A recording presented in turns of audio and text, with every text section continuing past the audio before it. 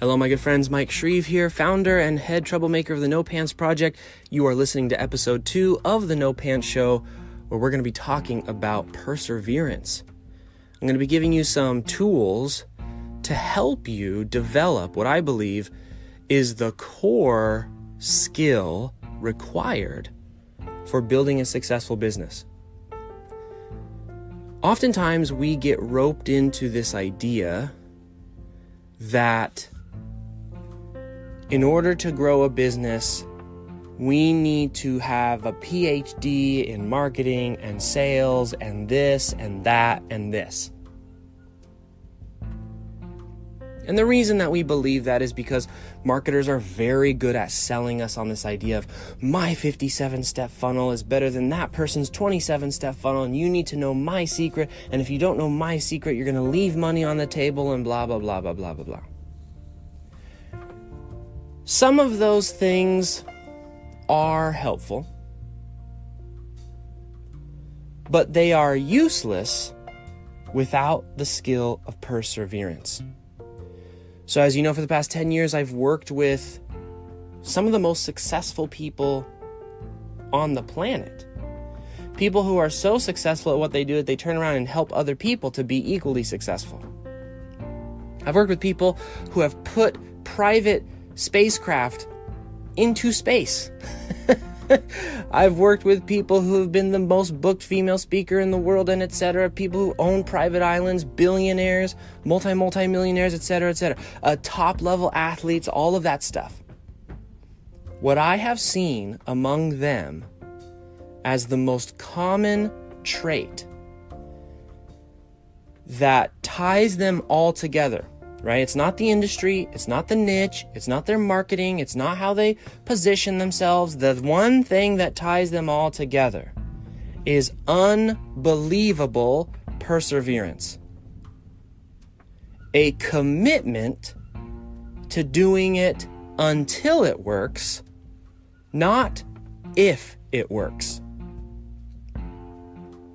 I think if you were to read the biographies of any great person, of somebody who has done something outside of the normal sort of mass society set of behaviors and actions, anyone who has done something special, anyone who has done something great, shares that trait, this idea of perseverance through the ups and downs. So if you're sitting listening to this right now and you're trying to figure out what's the best way to market my business, what's the best tool, what's the best tactic, what's the best this, what's the best this, what I'm telling you is the best thing you could do right now to grow your business is to pick a thing, just one, and then to persevere, to apply a steady, constant pressure on whatever it is that you're doing, meaning every day you put a little bit more, a little bit more, a little bit more, a little bit more, to be able to ride the waves of the ups and downs emotionally, success, etc., and etc.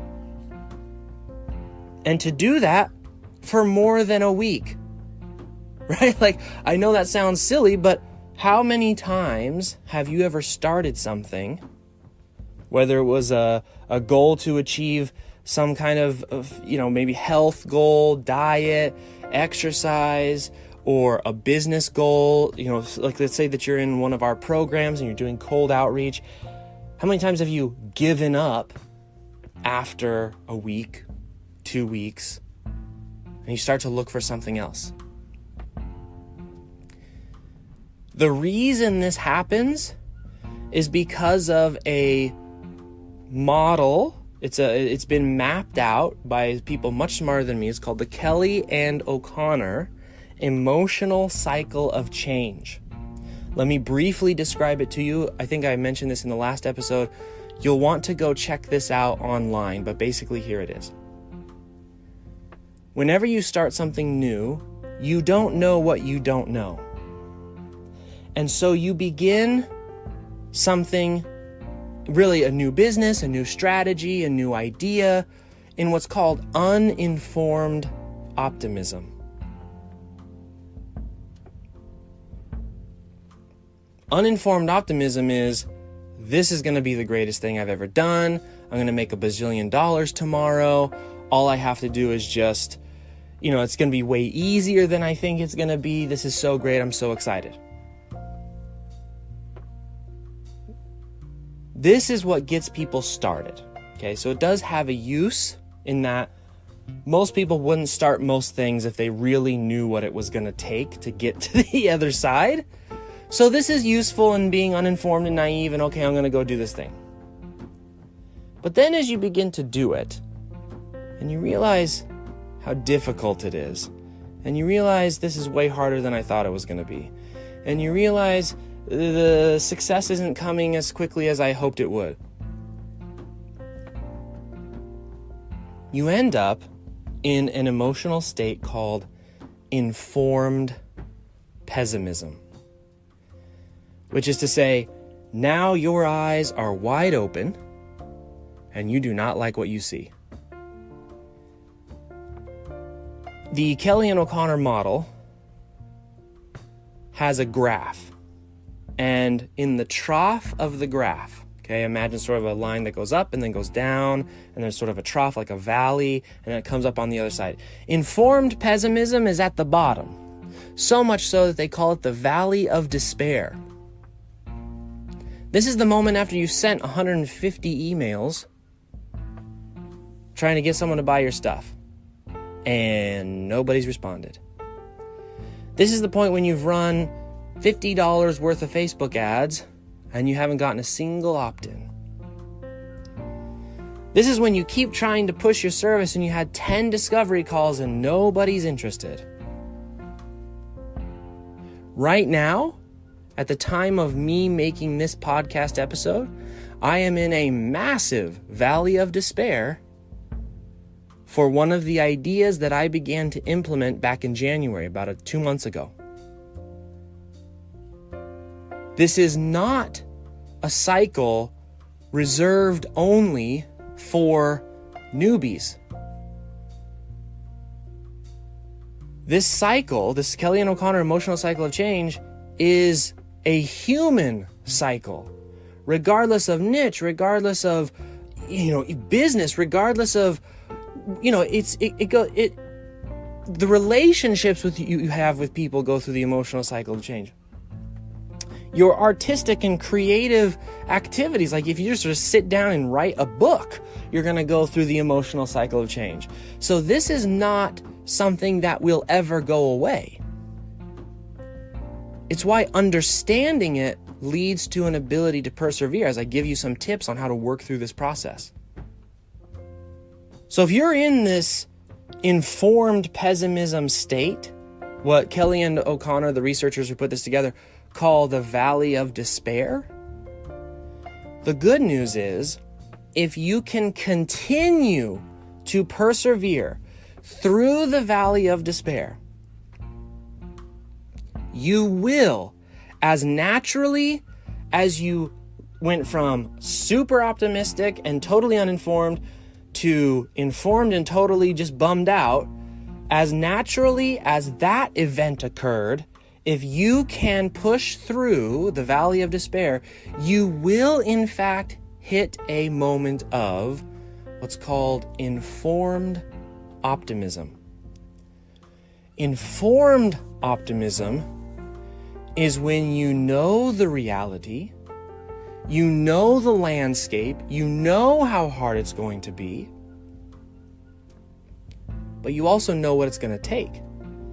This is when, after 15 discovery calls, that 16th finally buys. That's when, after 150 emails, that 151st, someone finally responds.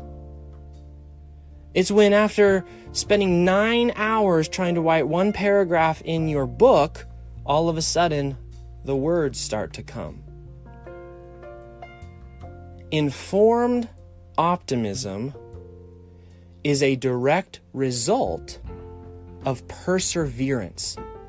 It's not a result of tricks. It's not a result of new strategies. It's not a result of, let me try 50 different things.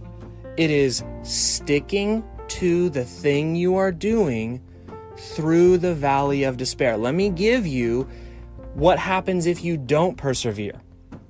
If you don't persevere and you're in the valley of despair, remember the first part of the emotional cycle of change, the uninformed optimism, where you don't know what you don't know, and so it looks really good? This is why you keep jumping from shiny object to shiny object. This is why you keep going from guru to guru to guru.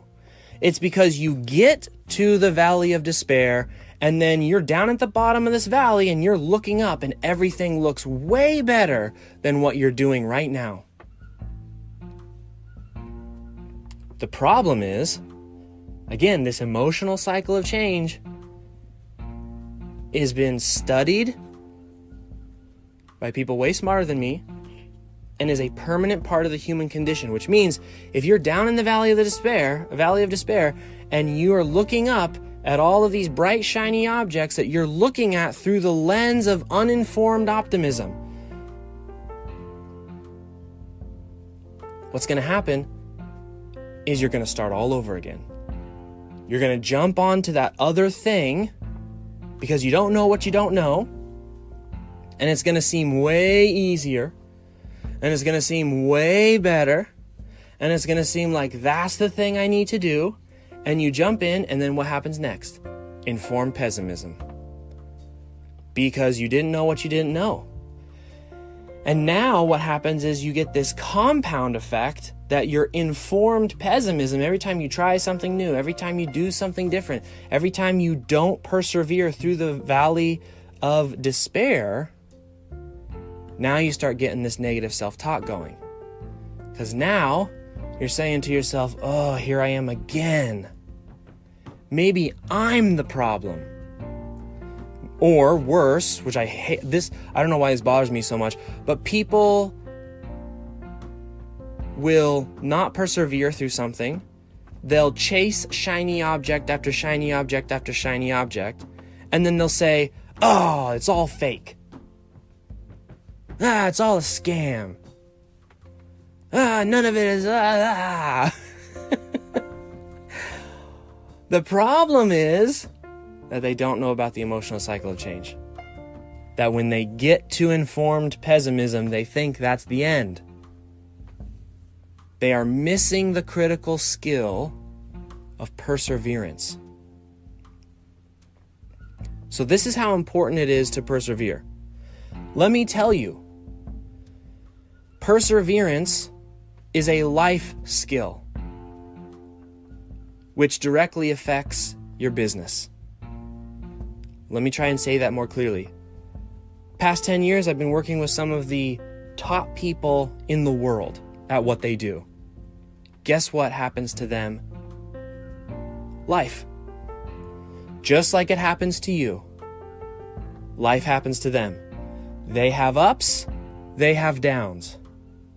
I've been there with some of my clients when the downs hit. And they hit just as bad, just as hard, just as difficult as when they hit you. There's this weird idea right now in society that if you have money, somehow you don't feel anymore. Somehow life just doesn't happen to you anymore. Somehow money will save you from everything. You guys, I'm telling you, that's just not true. The only thing you have that's different when you have money versus somebody who doesn't have money is you have more money. That's it. You still got family problems. You still got life problems. You still have health problems. You still have all these other problems. Perseverance is the life skill that will allow you to continue to progress regardless of what happens. One way that you can tell that perseverance is something you need to work on is if you find yourself experiencing a lot of highs and a lot of lows within a short period of time. Now, please know, I'm not a therapist. I'm not a doctor. You should talk to an actual mental health professional because there are some situations where extreme highs and lows could be something like bipolar or depression or anxiety or etc. But generally speaking, if you are the kind of person where within a single day, you can go up, down, up, down, up, down, up, down, up, down, up, down, based on what's happening in your business, perseverance is something you need to work on. Let me give you an example to be perfectly clear on this. If you wake up and check your email, and you react to an email, positive or negative, and it shoots you up or down, you think, this is the greatest day, I got this amazing email, here we go. Or if you get an email, it's like, oh my gosh, we're doomed. This is over. It's over. We're done. It's not gonna work. Everybody hates me. I'm gonna have to fire everybody. This isn't gonna work. And then 20 minutes later, someone comments on a Facebook post of yours, and the comment is amazing. And you're like, oh, this is the greatest thing in the world. They love me. Everybody loves me. And then 20 minutes later, a client gets back to you and says, this isn't good enough. I need you to rewrite it. And now you're down in the pits. And there is a lot of talk in the entrepreneur community and the business owner community and the creative community that think that kind of up and down mentality is fun or okay or something to aspire to. I saw the other day in a big entrepreneur community, somebody posted like this meme, which was basically a graph of up and down, up and down, up and down, up and down, up and down, and like life of an entrepreneur, and everyone's like, ha ha ha, lols. And all I saw was disease. All I saw was massive problems. First off, that ain't good for your body. Okay? If you know anything about telomeres and stress response and, basically you can destroy the tips of your DNA by the stress that you experience, things like sleep patterns, health, etc., etc. You know, that's nothing to be celebrated. This up and down response to things that happen in your business. That ain't good. There's nothing to laugh about, nothing to celebrate, nothing to aspire to. Instead, perseverance, and what I would call mindful perseverance, is the path forward. Now, let me give you some tips that I found useful to be able to persevere through a lot of stuff. This skill has allowed me to go through, a couple of years ago, I had a business partner who stole $150,000 and then disappeared. I don't even know if the person's alive anymore. Like, I'm being dead serious here. $150,000, and I had 36 people who had paid me a lot of money who I could no longer deliver the service on because all the money was gone. We had a whole team. It was horrible. Absolutely horrible. Perseverance allowed me to overcome being homeless a second time. I don't talk about this a lot. So I was homeless originally when I was single, by myself, living in a tent in Forest Park. There was a second time I was homeless, though. Not really homeless, like I was living in a tent in Forest Park. This was, I had to move back in with my parents because we got kicked out of our apartment because I had run the business into the ground. This was like 8 years ago, so not that long after I had already gotten off of the streets and cleaned myself up and things like that. Perseverance got me through that. The lack of perseverance put me in that situation because I was reactionary instead of calm, smooth, level-headed. Perseverance is what allowed me in October to be scammed out of $55,000 and not even bat an eye. Now you may say, oh my gosh, I would, And what I'm saying is that reaction you just had to that is why you're stuck. Because life is going to happen. The key to perseverance is what we call in the No Pants Project coaching program, outcome independence. This is the art and practice of mindfulness applied to business. Let me explain. Let me actually teach this to you through a story that I first heard from Alan Watts.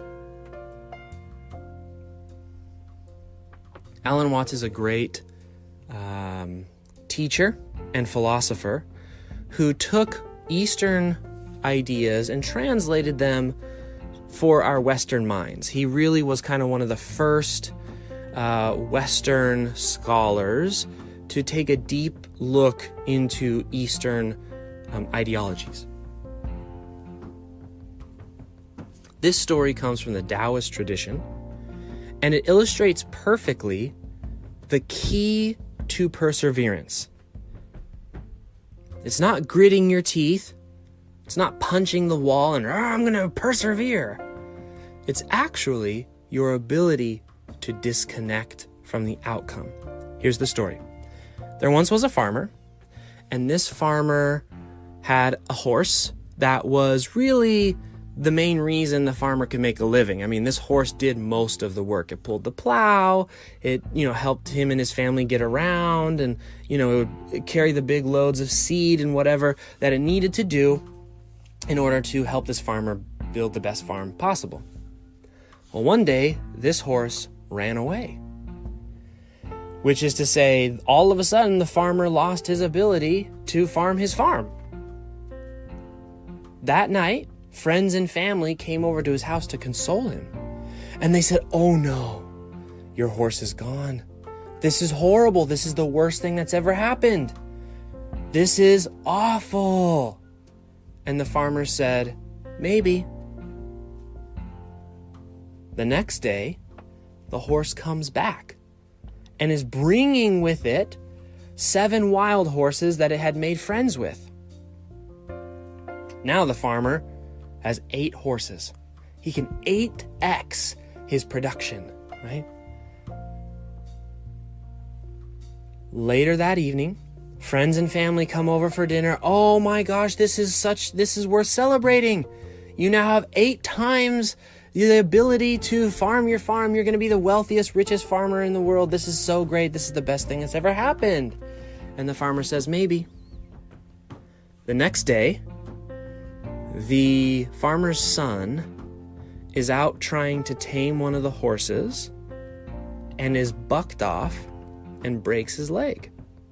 And it's a very bad break. Later that night, friends and family come over and say to the farmer, "Oh no, this is horrible. Your son's leg is broken. It doesn't look like it's going to heal very well. Oh my gosh, he may never be able to work with you again. Now you're going to have to do it all yourself, and you're an old man, and what are you going to... This is horrible," they say. And the farmer says, "Maybe." The next day, the army conscription officer comes to town, looking for young men to bring into the military. The conscription officer comes to the farmer's house. "Where's your son?" And the farmer's son is laying there with a badly broken leg. Looks as bad as he feels, they say. Looks as bad as he feels. The army conscription officer says, "Never mind, we can't use you. You're no use to us." And goes on to the next house. That night, all the friends and family come over. "Oh, you're so lucky. This is so great. Your son wasn't put into the army. Now he's going to be here. This is so wonderful." And what's the farmer's response? "Maybe." The key to perseverance is your ability to detach meaning from every little thing that happens. Because you cannot predict the future. When I see people reacting to an event, it amazes me that they truly believe that they can predict the future based off that one occurrence. Example, they send 100 emails to get a client. They don't get a client. Therefore, they predict the future and say, no matter what email I send in the future, I'll never be able to get a client. Oh, really, Nostradamus? Why are you so sure that that's true?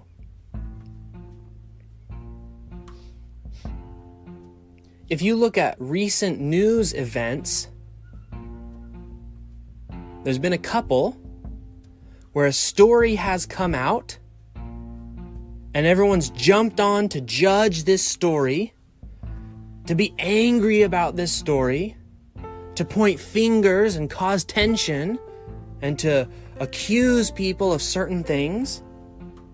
And then a day later, 2 days later, turns out there's missing information. Turns out it wasn't true. Turns out people were lying. Turns out, and now there's all these people who were so convinced of a thing that when new information came about, they look silly. You have to, in order to persevere, let go of this fake thing that we tell ourselves that we can predict the future.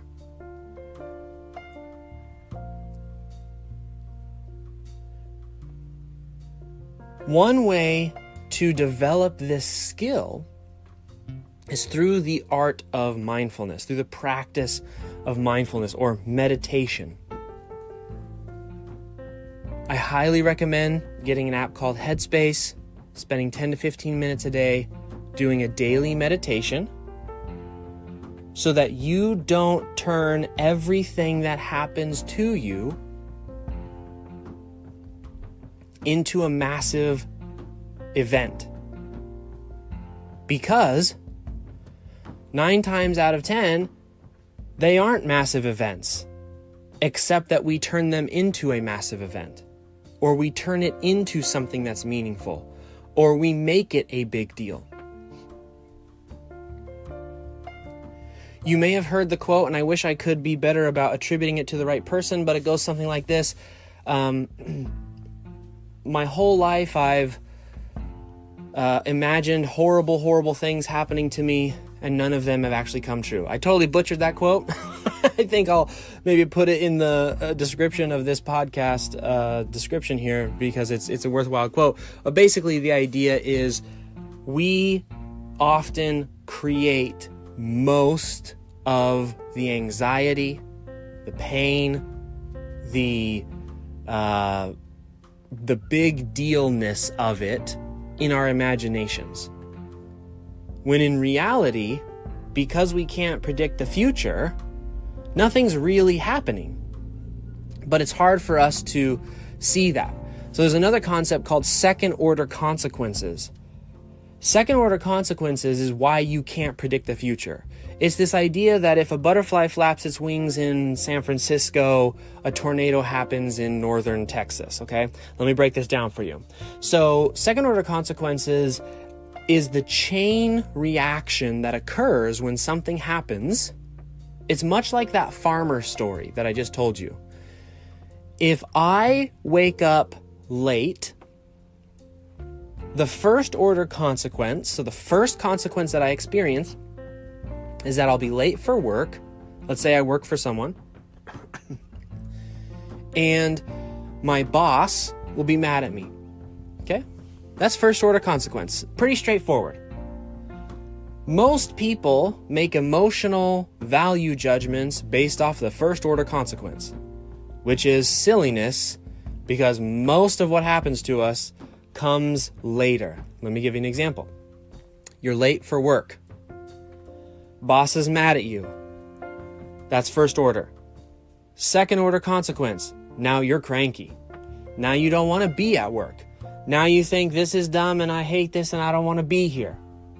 So your crankiness spills over to one of your coworkers. You get mad at a coworker. Third order consequence. Now your coworker is mad at you. And your coworker says something bad behind your back. Says something about you're not productive enough. Says something about whatever. Fourth order consequence. A team meeting occurs because of whatever this person said, whether it was or wasn't true. Now management gets involved. Now fifth order consequence. You come home and you just had the worst day ever. And guess what? There's your kid. What do you think's going to happen? You're all upset. You're cranky at your kid. The kid now thinks, oh, dad doesn't like me. Sixth order consequence. The kid starts to develop self-esteem issues. And on and on and on and on.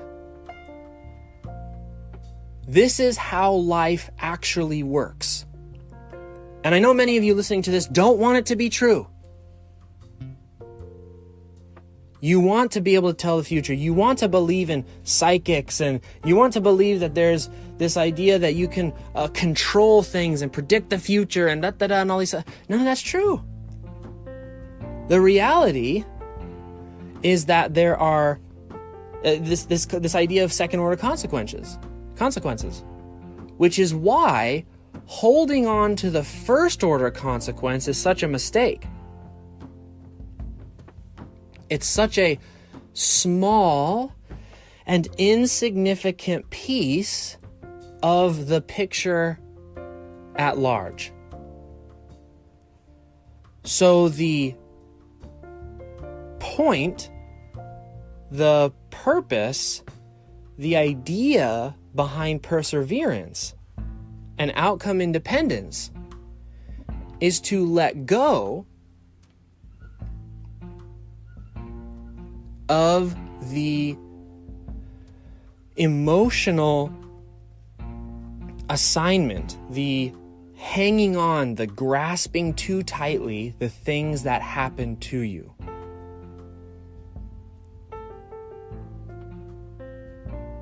For example, one thing that I always try to tell my students in our mentoring programs,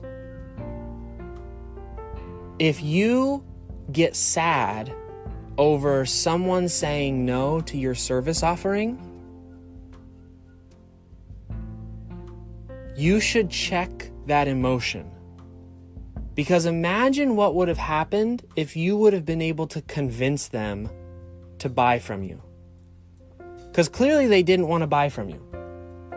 But imagine if you had convinced them to actually buy from you.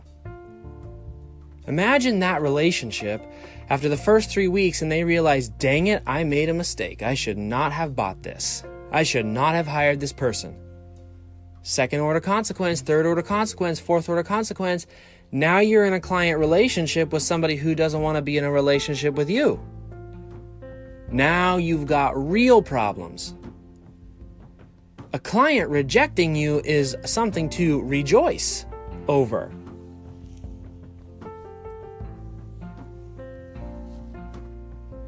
This is outcome independence. Let me talk a little bit more about outcome independence as well as a mindset to adopt. Outcome independence is also this idea and understanding that you cannot control the outcome. Which is to say, I'm going to make this podcast, but I can't control whether someone's going to like it. I can't control whether it's going to convince someone to hire us, my team, myself, for mentoring, for growing their business.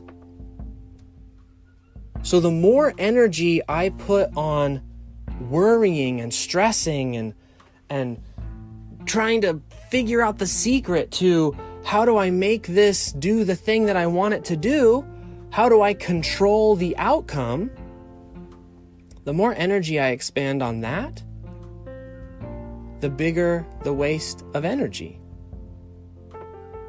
The bigger the waste of time. The bigger the waste of resources. I mean, I can't tell you how many times I've hired someone because I wanted to control the outcome, and I had forgotten that you can't control the outcome. And so, what do you think happened? I wasted a bunch of money because you can't control the outcome.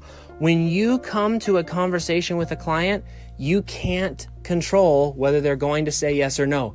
No matter what sales techniques, no matter what sales tactics, no matter what some hardcore closer, quote unquote, is going to teach you, you cannot control another person's desire to buy from you. And even if you could, you wouldn't want to.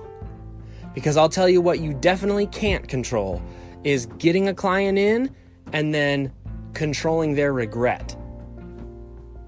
Because if they bought from you under some kind of duress and you pressured them into something and now they're really regretting paying you that money, again, now you've got real problems.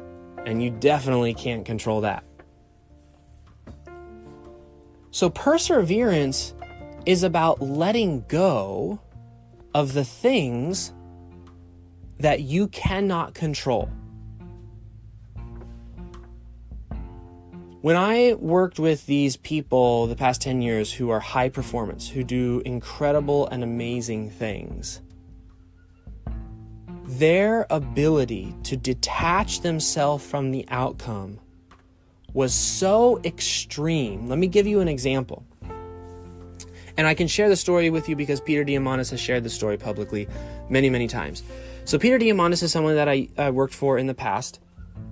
And he is the person behind the X Prize. So the X Prize is basically a bunch of money for, and he's gone, so it started out, let me tell the story this way. So he started the X Prize with, I believe it was a $5 million cash reward prize for the first person who can privately break into space, so fly up into space, and then come back and then do it again 24 hours later. They were looking for a way to get into space that was much more efficient than the space shuttle, because the space shuttle is basically one use, right? Not the shuttle itself, but the booster rockets and things. Once it goes up, you can't use them again, and so it costs many, many millions of dollars to do a launch, and then it would take like 3 or 4 weeks to get it built back up again, and et cetera, et cetera. Peter Diamandis wanted to not only privatize the space race, but also to make a more reusable, quicker turnaround style of spacecraft. Here is an example of Peter's unbelievable ability to be detached from the outcome. He had a public press conference at which it was televised publicly on national news. He announced the $5 million cash prize. He said, here's a big prize. Here's what we're trying to do. Go forth and do it. It's open to anyone. He did not have the $5 million. Now, he didn't say that he did. I mean, he wasn't like being dishonest. He just said, here's what we're trying to put together. Here's what we're going to have. We don't really have the money, but we're going to figure it out. Anyways, $5 million. Here's the cash prize. Here we go. He didn't have the money for that $5 million cash prize up to like 2 weeks before the actual trials. Which is to say, there were people who were banking on getting that money by winning the prize, and he still didn't have it. Here's what he didn't do. He didn't freak out. If he had freaked out and curled up in a ball and, oh my gosh, this isn't gonna and all these sort of things, you want to talk about second, third, fourth, fifth order consequences? Elon Musk, who is taking very seriously this idea of privatized space race, attributes a lot of his inspiration to Peter Diamandis' X Prize and the fact that he was able to, like that, privatize the space race. So here is Peter Diamandis basically flapping his wings in San Francisco, causing a tornado of the space race in Texas, and he didn't have the money. The reason that Richard Branson's Virgin Galactic exists is because Peter got on a call, called Richard Branson, and Richard Branson says, yes, I'll do it, but it needs to be branded Virgin. And that's why if you remember the X Prize, and you remember that whole thing was all on TV, and the aircraft itself, the spacecraft itself, I guess it was an aircraft and a spacecraft. It's kind of like it's like melded into one, if you know the thing I'm talking about. That's why I had the branding, the Virgin Galactic branding, is because Richard Branson put the money up. That is how really successful people be really successful. They move forward independently of the outcome. They keep sending cold messages regardless of if somebody pays for their services or not.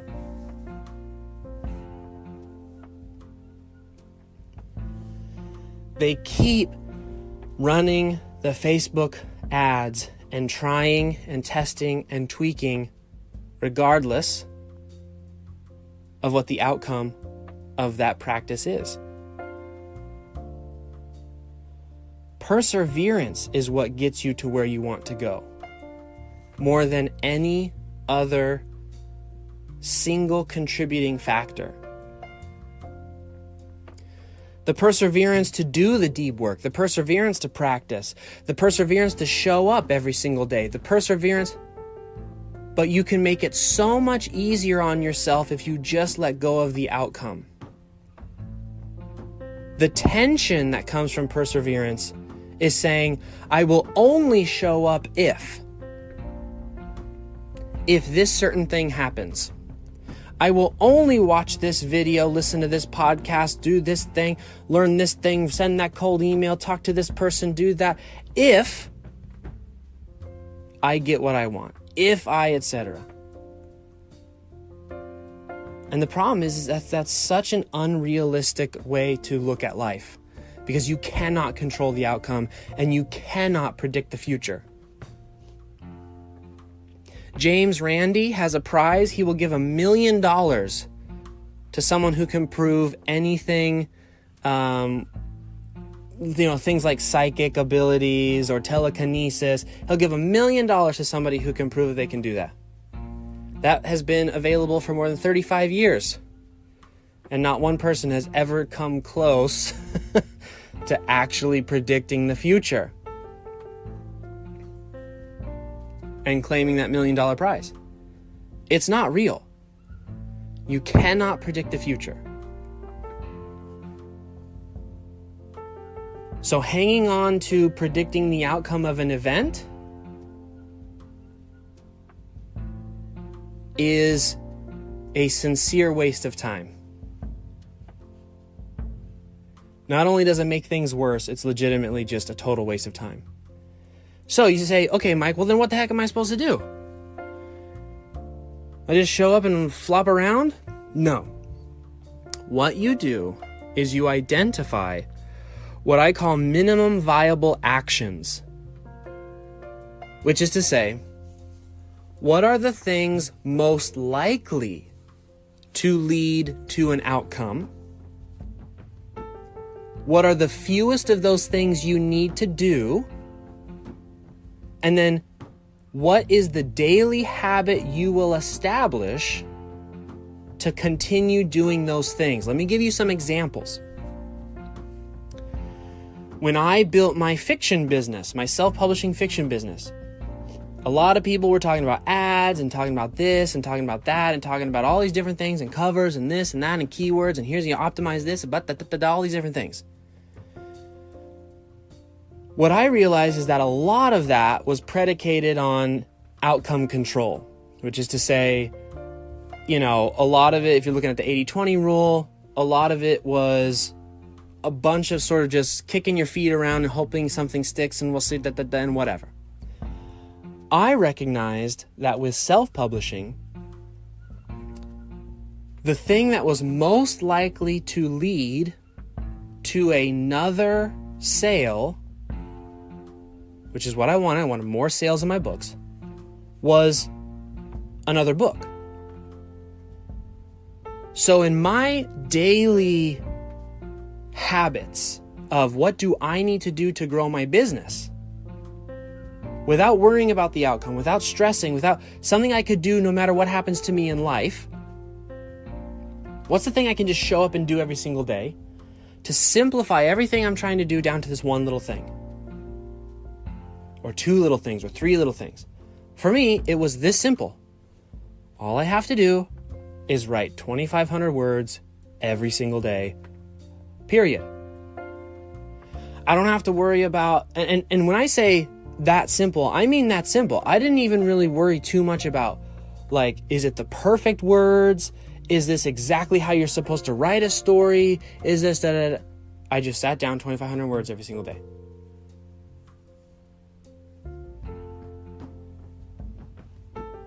My best year as an author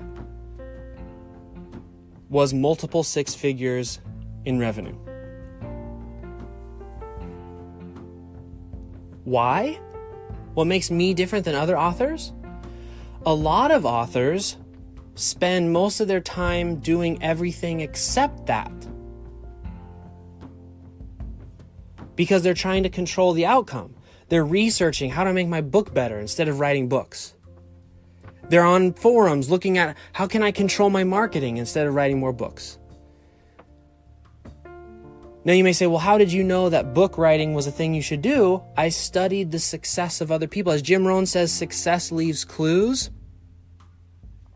All I did is I looked at what other authors were doing, and I noticed a lot of them just wrote a lot of books. And so I thought, okay, well, that's what I got to do. If you're in any of our programs in the No Pants Project, where in our mentoring programs, our training programs, look at what the successful people are doing and figure out what the bare minimum is that you need to do to replicate their success. We have someone in one of our programs who went from $0 to $10,000 in 30 days. All he did was focus on sending 100 emails a day, or 100 LinkedIn outreaches a day. That's it. That's all he did. He didn't get fancy. He literally just took our templates and just bump every day. By the end of 30 days, more than $10,000 a month in recurring, meaning retainer work.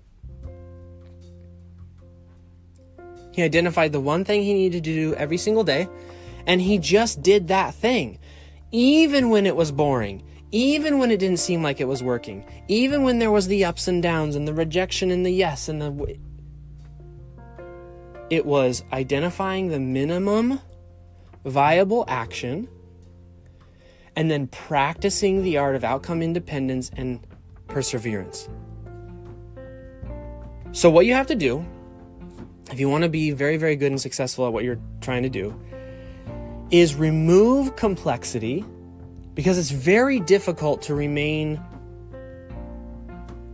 on the sort of straight and narrow focused path. It's very hard to practice perseverance when things are complex, because there's too many opportunities for you to jump from shiny object to shiny object. Remember, if you think about the Kelly and O'Connor emotional cycle of change, the more complex you make something, the easier it is for you to jump around. I'm convinced that a lot of people subconsciously create complexity so they have an excuse to jump around, because that feels way better. Like, to stay constantly in uninformed optimism it feels very good. Problem is, you don't get anywhere. It's fake. It's the Matrix, right? It's this idea of everything's fine when you aren't making any progress to where you want to go. So remove complexity. Focus in on what are other successful people doing in my environment. Like, you don't have to even go, spend 10 years researching. Just figure out, okay, the people around me, what are they doing successfully? What do I need to do every day that I can do every day? If you can work on Facebook ads every day, great, do Facebook ads. If you can and you just want to, if you can do maybe you do a Facebook Live every day, that's fine. Maybe you want to do a podcast. Do you want to know the reason I'm doing a podcast?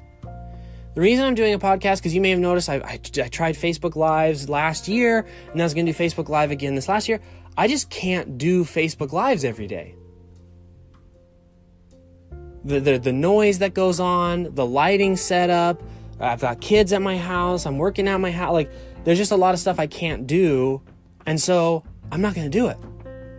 But I need to show up every single day doing something, and so I decided to do podcasts. Because I've seen other people, specifically I looked at the Entrepreneur on Fire. You know what he did? He did a podcast every day for 7 days a week. That's what I'm going to do. Are all of my podcasts going to be great? No. Is this one that great? Probably not. Are they all going to be perfect? Are people going to like them all? I don't know. Probably not. That's not the point. The point is that I'm going to show up every single day with a podcast. I didn't know this one was going to be an hour long. I thought it was going to be 15 minutes, but I tend to sort of ramble on for a little bit. So this is what I mean when I'm saying get your minimum viable action. What is something that you can do every single day? Disconnect yourself from the outcome. If you struggle with that, you need to go practice meditation.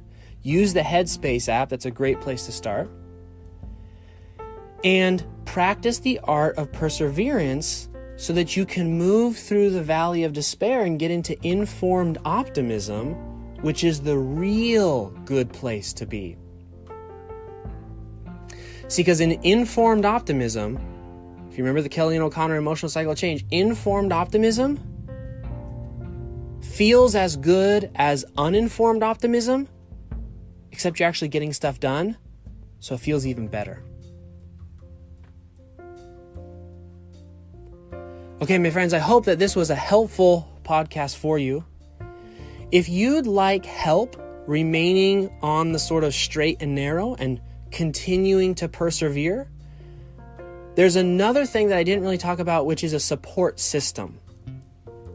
In the No Pants Project coaching and mentoring program, that's what we do. We have a team of coaches and mentors who will actually help you to first off identify the minimum viable actions that you need to take to help you to remove complexity, but also to help you for those up and down times.